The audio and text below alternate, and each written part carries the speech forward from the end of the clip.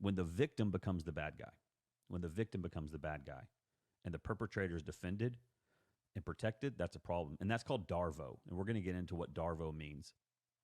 DARVO is it's an acronym for deny, attack, and reverse. Deny, attack, and reverse. And we are going to we're going to talk about that. So, I believe that God is doing a holy house cleaning, if you will. I do. I believe it with all my heart. I believe that what's happening is it's a holy house cleaning, and well, Michael, why do you say that? Well, I can just see it. I can just see it, and there's going to be more. I believe there's going to be more. I mean, just this week alone, there's been five this week alone, 5 leaders in spiritual organizations that have been exposed for things from their past that either they hid or the people that they put around them hid for them. And if you go back to my previous my previous live video, I actually talked about that. I talked about a problem is that organizations, churches, whenever a leader has done something that's not right, what they do is they put people around them. You call them elder board, you call them deacons, you call them whatever you want. And what they do is they put it under the rug, and then they put furniture on top of the rug, and they protect it in the name of tradition. And so, but I just want to talk about that today. I want to talk about that, and I'm going to read right now. I'm gonna pull it up, and I want to show you an article. And there's stuff in this article. If you have SA in your past, if this is something that has been that you've experienced, then this may be somewhat triggering, and I'd like for you just to turn this off, because the last thing I want you to do is to be triggered. And as somebody who's experienced SA and also spiritual abuse and also PA, I get it, and this can be hard. And I feel like the Lord is asking me to show people how to walk in freedom from these different types of abuse. So, and ultimately, I'm not just a YouTuber or coming on here live to talk. I'm getting on here and letting you know that if you need anything, please let me know and reach out. I want to be here for you. So I'm going to open up this article right here. So I just want to say thank you so much for being on here today. I know that you could be anywhere else on YouTube and you chose to be here. So if you could subscribe and like this, that would just help get this word out to so many other people. And if you are looking for coaching, I would love to help walk you through the process of what that looks like to work with me. You can apply down below, and would love to get you on my calendar, as I've got a few spots remaining. In this article, this is about Pastor Robert Morris confesses to moral failure after woman claims he began molesting her at age 12. So Robert Morris, founding pastor, Gateway Church in Southlake, Texas, which blah, blah, blah, blah, has a lot of people, has confessed to inappropriate sexual behavior with a young lady. Now, that's something you need. If you're on here and you're taking notes, if you're available, I want you to just to understand that language right there, because it's very important for us to understand when with language, especially when it comes to churches. And we're going to talk about that in a second. Has confessed to inappropriate sexual behavior with a young lady more than 35 years ago while he was a young pastor, after a woman accused him of her over multiple years, beginning when she was 12.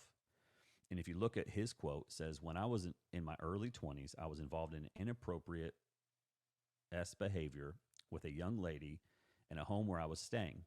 And I'm not going to keep reading that because it is pretty brutal. This happened on several occasions over the next few years, Morris said in a statement to the Christian Post after Gateway was asked about the allegation. So he says, I'll just say it. in a home where he was staying. It was kissing and petting and not intercourse, but it was wrong. This behavior happened on several occasions over the next few years. So that's Morris saying that this did happen. So in March 1987, the situation was brought to light. It was confessed and repented of. I submitted myself to the elders of Shady Grove Church and the young lady's father. They asked me to step out of ministry and receive counseling and freedom ministry, which I did. Since that time, I've walked in purity and accountability in this area, Morris added.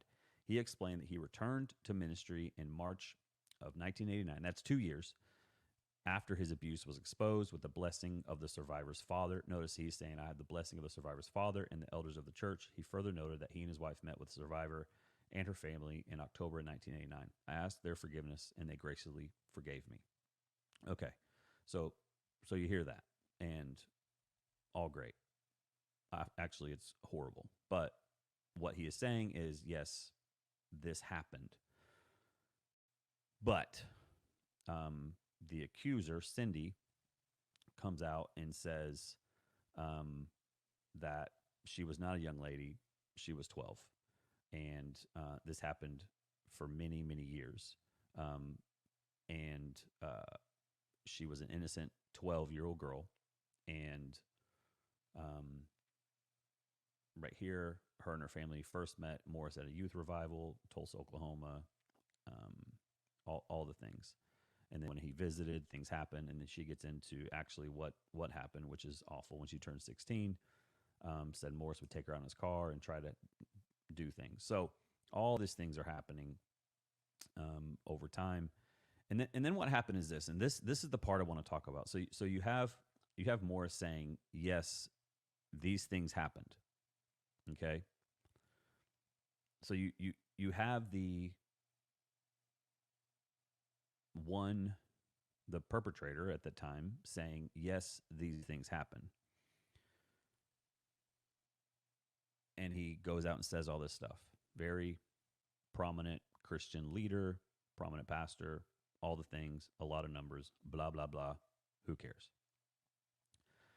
But what the problem is you see what she said. My father never gave his blessing on Robert returning to ministry. My father told him he's lucky he didn't kill him. I'm mortified he's telling the world my dad gave his blessing. Of course, we did forgive him because we are called to biblically forgive those who sin against us. But that does not mean he's supposed to go out without repercussions. And here's what's already happening in the comments is people are like, Mega, you don't know the whole story, da da da da, Mega, blah, blah, blah, blah. And that's typical for people to start protecting, a spiritual leader. But here's what you need to understand. This, quote, spiritual leader did that to a 12-year-old when he was a pastor. And now he is a pastor. So for everybody that's saying, man, you don't know the whole story, all the things, I don't know the whole story. But I do know she said it happened. He said it happened when she was 12. And now he is back in ministry, which I want to talk about. Because what happens with SA and spiritual A is these leaders are put into high places, and then we look at them like they're higher than everybody else and they're better than everybody else, which they're not at the foot of the cross. Just because they have a title doesn't mean they're better than anybody else. We're all on equal footing when it comes to Jesus. But then they are protected. So much so that this lady, she said that she asked the church, she sent an email and she got an attorney and she asked the church, hey, you know what? To make all this right, could you pay for all of my counseling bills? It's around $50,000. And that's not much money when it comes to somebody who is hurting. If she was just hungry for money, she'd ask for millions. That's what I would do. I want millions of dollars. If I was hungry for money, she'd ask for $50,000. And here's what the church leadership came back. The attorneys of the church came back with this.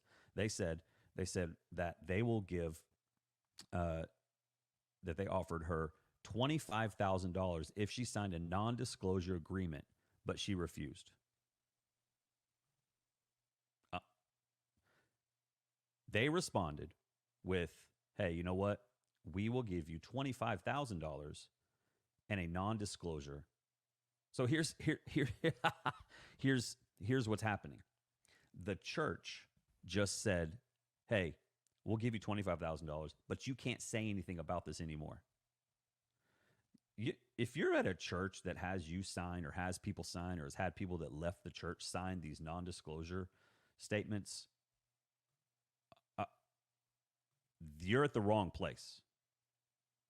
If a church is too worried about what this is going to look like in the public and they're too worried about protecting their quote spiritual leader, that's a problem. Non-disclosure. Why not just be open and honest about everything? And so, did she sign it? No, she didn't sign it, and no, she didn't get the $25,000, which is hard. So this holy house cleaning that I'm talking about. Here's so the question that we need to ask ourselves is, why was he still allowed? Why was he allowed to be continue on in ministry? I mean, it's like putting a tiger into a chicken coop and saying, you know what, don't eat the chickens. And I know that he is forgiven, and she forgave him. That's great.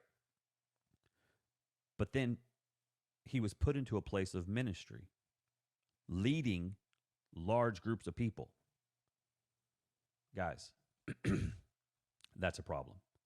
And that's what we're seeing in the church right now, is that I believe the Lord is removing the people that leaders put in front of them, that people put around them, removing them out of the way and saying, hey, let's just deal with what happened.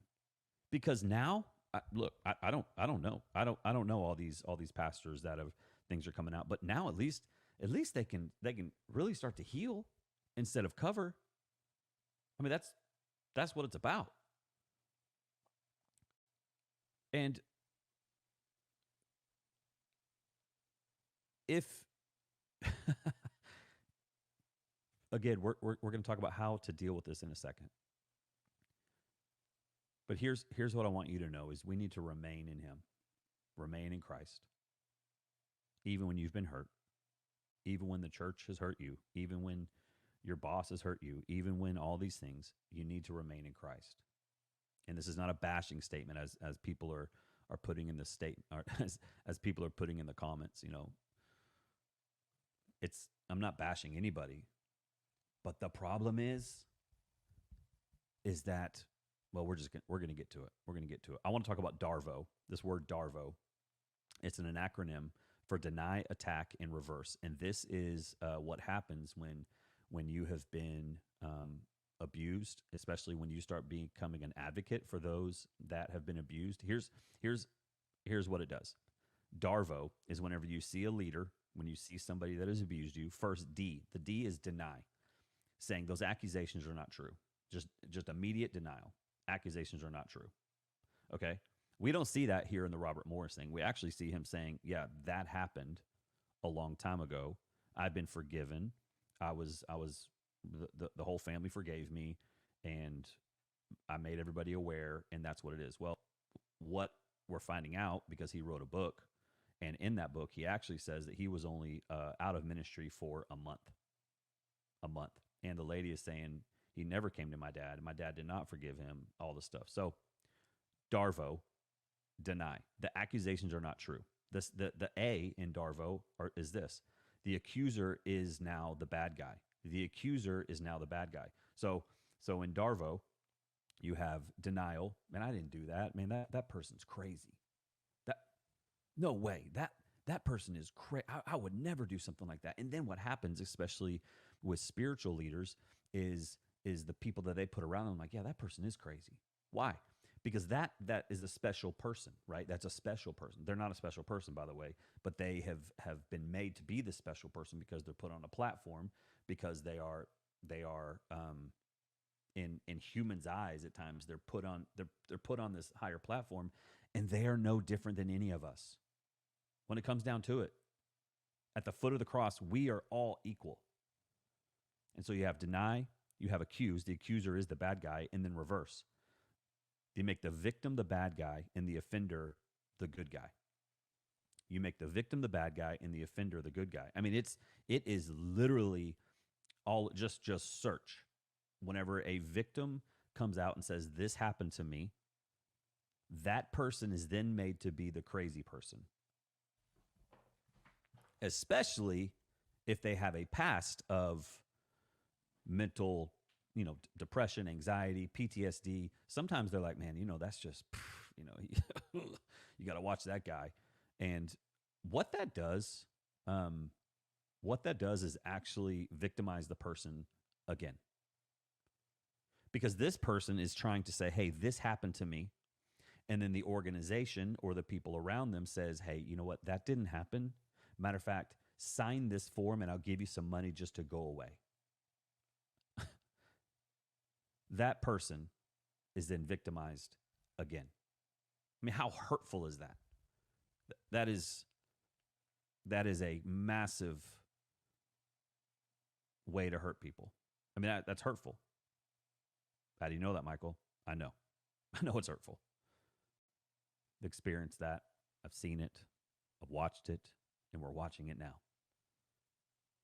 It's a massive power differential where they dictate what happens and they dictate the narrative, even to the people that are supporting the offender. I mean, then the victim starts to feel like, man, maybe I am wrong. Because now these leaders and these spiritual people and these deacons and these elders and all these people are saying, I am all these things. And man, it's messed up. It's hurtful. Again, we're going to talk about what do we do here in a second. But I want to talk about that Darvo, and you see it all the time. And you hear people say stuff like this. Well, we're all sinners, Michael. We're all sinners. You're right. We are all sinners, but we're not all predators. We're all sinners. Amen. But we're not all predators. And why are we allowing people that have predatory nature, even though they've been forgiven, even though all the stuff, why are we okay with them being at this top level place? Why? Because they're charismatic? Why? Because they can speak really good? Why? Because people follow them? Why? Because they're narcissistic and they think they need to be in charge of everything all the time and they're always right and they can never have any other ideas that anybody else gives them? Why are we doing this? We're all sinners. You're right. We are all sinners. And I'm never, ever going to bring a lion or a tiger, predators, into my house with my children and just say, go pet the lion, go have fun. I'm not going to do that. If I know that somebody has predatory behavior in the past and they've been forgiven and all the stuff, I get it. Why would I take that person and put them back into a place like that? I mean, I wouldn't do it. But apparently, I'm wrong for that. Kelly Krause just says this happens in schools as well. It does. It does. Yes, ma'am. You're exactly right. And I know you're a former teacher, and I know you understand that. It does happen in schools as well. So what do we do? Here's what happens is schools, organizations, they take they use words like this: moral failure, moral failure, or inappropriate relationships, or young lady. Again, that Robert Morris deal, they use the word young lady. Young lady, she was 12. and we use words like they failed, they sinned, and we all make mistakes. Again, what happens in organizations is they take this language that is non-specific and use words that are very, moral failure. What the freak does that mean? Moral failure. That could be so many things. Or man, that we all sin. Well, some sin is illegal. Some sin is illegal, and things need to happen when that sin happens. So we use the language as non-specific, and then we use those words like that. Even in they were having an issue with lust, and then what happens is the leadership and the deacons and the elders they stand up and they speak on behalf of the leader, and they say, we are now rehabilitating them.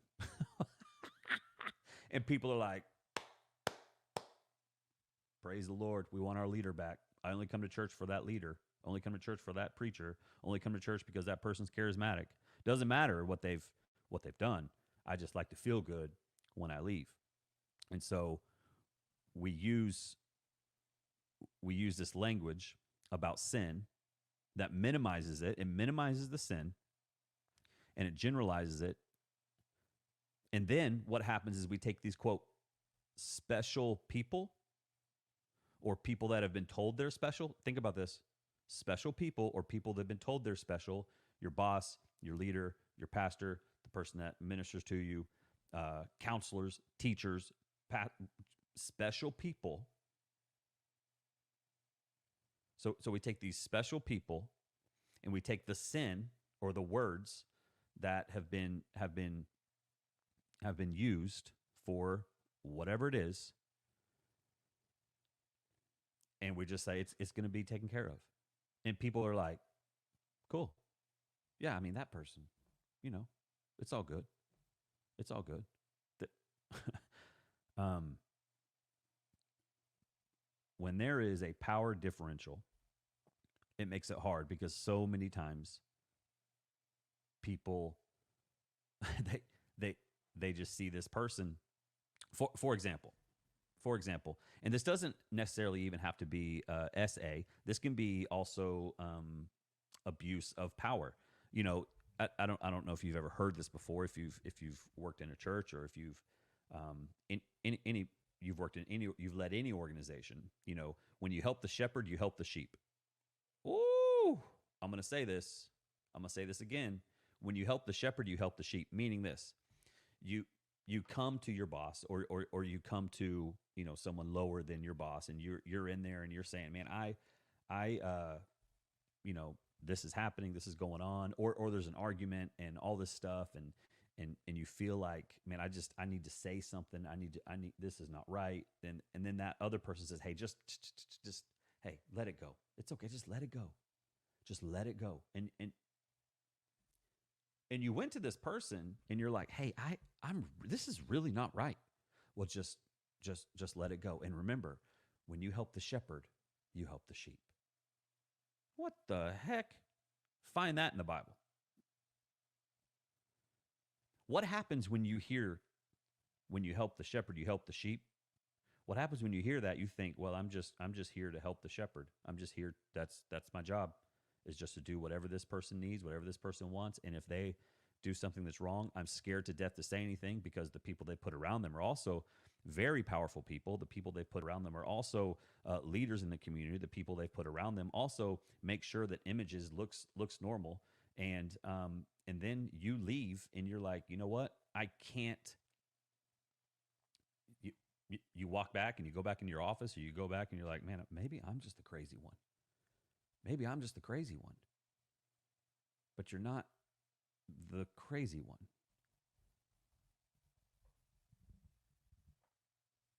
Man, I see what y'all are saying. Jenny Hudson, good to see you on here. Moral failure. How about criminal actions? And sadly, statistically, were more likely victims. There were likely more victims than just this one little girl. I agree, Jenny. I believe that what we're going to see is we're going to see more and more leaders. We're going to see more and more things that people are rising up and they're feeling, man, I can now speak out about this. And I believe, I'm just going to say this, I believe, based on what I am doing right now in my life with being a coach for people, helping people, counseling with people, meeting with people, and I've been doing this for about 22 years as a pastor. I believe that more people, and they are coming to me, people are saying, hey, how do I navigate this? How do I deal with this? More people are going to come out and say stuff. They are. My man, Kelly Krause, Enneagram Type 8s, don't just let it go. I know. I agree. My man, Johnny Marks, the craftsman, cheering for you. Preach on. Appreciate it, buddy. Sophia Plate. I've unfortunately worked in places where Darvo happens all the time because they think employees are expendable and they will hustle, take their chances with the next person. Yes, for sure. Amen. Wendy Kerr. So here's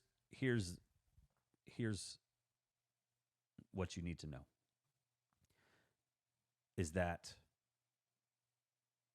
again, I'm gonna get to so what do we do with this? How do how do we deal with these sorts of issues? And I hope I'm making sense. I hope this is making sense, because in my mind, it makes sense. And we're seeing the abuse of power in churches. Just know this.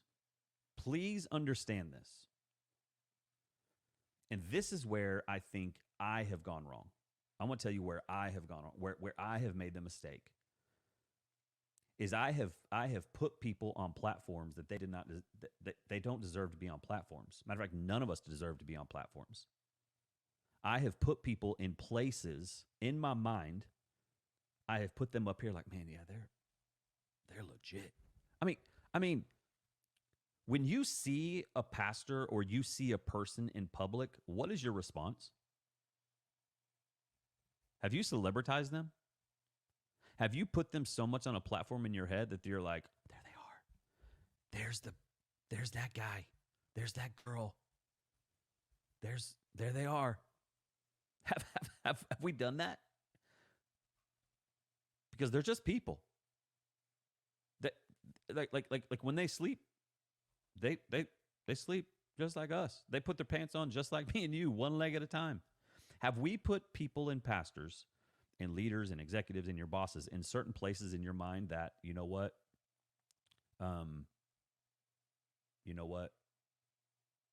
They're bigger and better than me.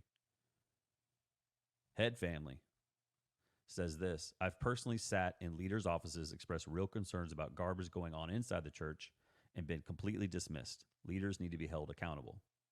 Yes, leaders need to be held accountable. And it's hard for leaders to be held accountable when they've surrounded themselves with yes people who are also narcissistic and can't handle it. And we're seeing this. We're seeing it. And so back to what I was saying was how we need to take, and this is the mistake I have made, where I have put pastors, I've put leaders, I've put celebrities on places that they're not asking to be there, but we've put them. My man Troy on Instagram says, I remember the effort that you took to make sure you or your staff were never alone with a member of the opposite sex. Thank you, Troy. We worked very hard at that, and I still do. Work very hard at that. Because you're one accusation away. I used to always say that. One accusation away. One accusation. But what we're seeing is now those accusations can't be covered up any longer by the people that they've put around them. And so the accusations are actually coming to light. So I want to talk about now, what do we do with this? So what do we do? What do we do? If you have been hurt by, if you've experienced any sort of SA, PA, and know this, 1 in 4 people have been a victim of SA. 1 in 4. So what does that tell you? If you have been a victim of this and you have felt like I can't talk to anybody, that is the enemy wanting you to keep it inside, because I promise you, I have lived it. When you are able to let it out, and I'm not talking about on a platform like this, I'm not talking about on social media, I'm talking about when you can let it out. Maybe that's writing it down. Maybe that's going to a therapist. When you can actually let it out, the enemy loses the power in that pain that you've experienced. So when you get to talk about it, it becomes, you get to walk more in freedom. And that's what I love and what I get to do. I literally yesterday, I met with somebody. It was, I meet with every one of my clients on Zoom except for one now. And as we're talking, this person is just saying things. And they said, I've never said that before, and it feels so good. I've never said that before, and it feels so good to let that out. It's freeing. I've lived it. I promise you. When you're able to say whatever it is, and not just the abuse, whatever it is, when you're able to say these things, whoo, the Lord loves that, and it's healing. So what do we do? I want to look at, let me grab John 8, 1 through 11. John 8, Let's see here. John 8, 1 through 11. Check this out. This is super. So what do we do? What do we do? John 8 says this, at dawn, in verse 2, at dawn he went to the temple again, and all the people were coming to him. He sat down and began to teach them. Verse 3, then the scribes and Pharisees, okay, those are the religious leaders. The scribes and Pharisees brought a woman caught in adultery, making her stand in the center. Okay, picture that. The religious leaders, the okay, the religious leaders take this woman and make her stand in the center. And they say, teacher, this woman was caught in the act of adultery. In the law, Moses commanded us to stone such women. So what do you say? Are you with that picture right now? This woman was caught in adultery.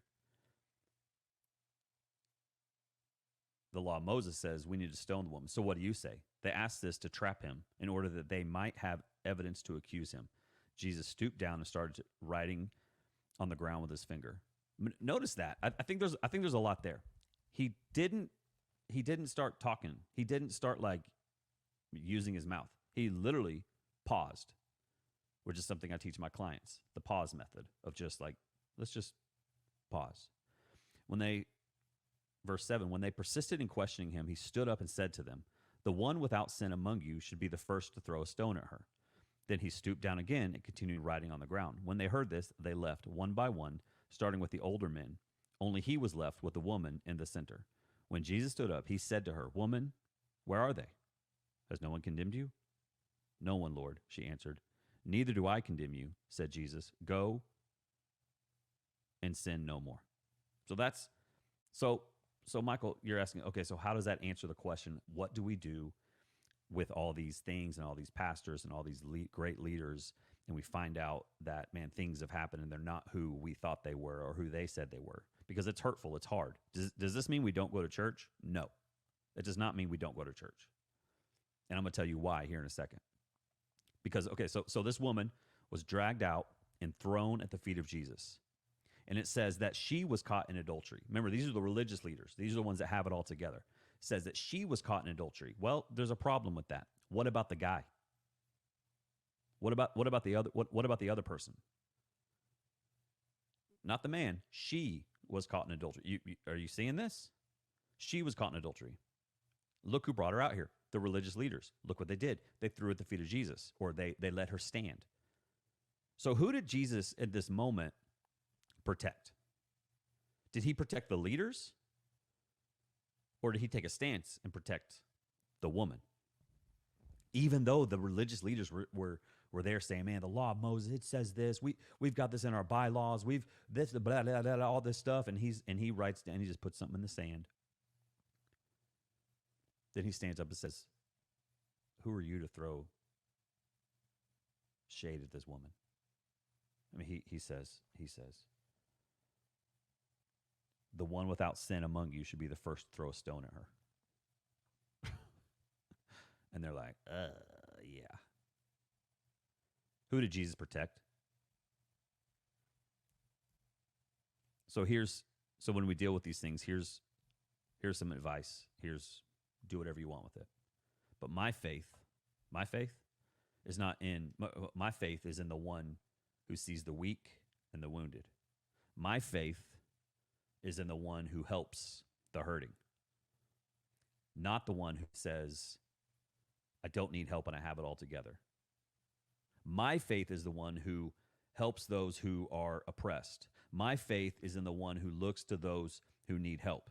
My faith is in the one who says, you know what? Who are you? If you've not sinned, go ahead and do it. My faith is in the one who goes after the one that has been oppressed, who has been hurt. My faith is not in the one who says, I've got it all together. I look perfect. I've never messed up.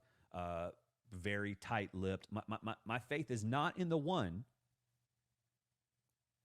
who, quote, has it all together. Because if my faith is in the one,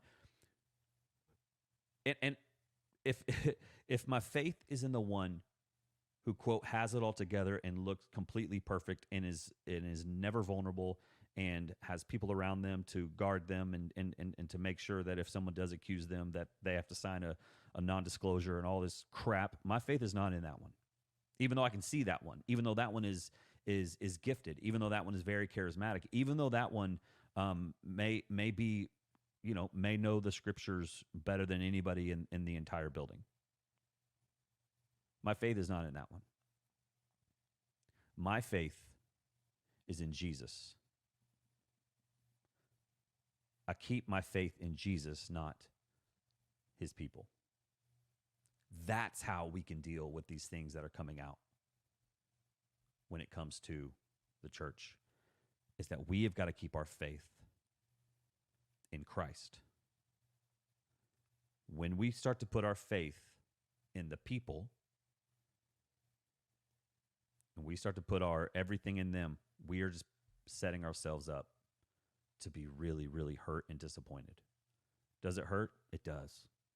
This whole thing with Robert Morris, I'll just be honest, man. Awesome. The dude is gifted.